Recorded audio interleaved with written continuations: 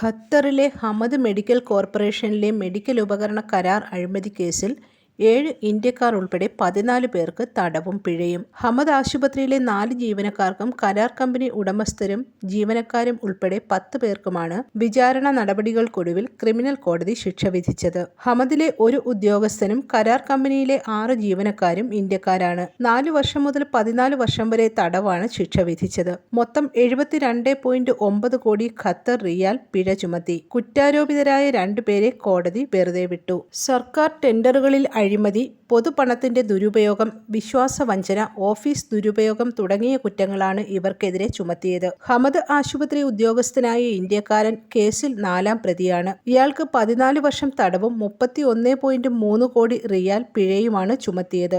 ശിക്ഷാ കാലാവധി പൂർത്തിയാക്കിയാൽ വിദേശികളെ നാടുകടത്താനും ഉത്തരവിട്ടു. ശിക്ഷിക്കപ്പെട്ട ഇന്ത്യക്കാർ ഏത് സംസ്ഥാനക്കാരാണെന്ന് വെളിപ്പെടുത്തിയിട്ടില്ല. കഴിഞ്ഞ വർഷം ജൂലൈ മാസത്തിൽ ഇവർക്കെതിരെ ക്രിമിനൽ കോടതി വിചാരണ ആരംഭിച്ചിരുന്നു. ഹമദ് മെഡിക്കൽ കോർപ്പറേഷന് ആവശ്യമായ മെഡിക്കൽ ഉപകരണങ്ങൾ വാങ്ങുന്നതിന് തങ്ങളുടെ പദവി ദുരുപയോഗം ചെയ്യുകയും മറ്റു പ്രതികളുടെ ഉടമസ്ഥതയിലുള്ള സ്ഥാപനങ്ങൾക്ക് ഇവയുടെ കരാർ നൽകുകയും ചെയ്തുവെന്നാണ് പ്രതികൾക്കെതിരായ കുറ്റങ്ങൾ. News desk press Malayalam.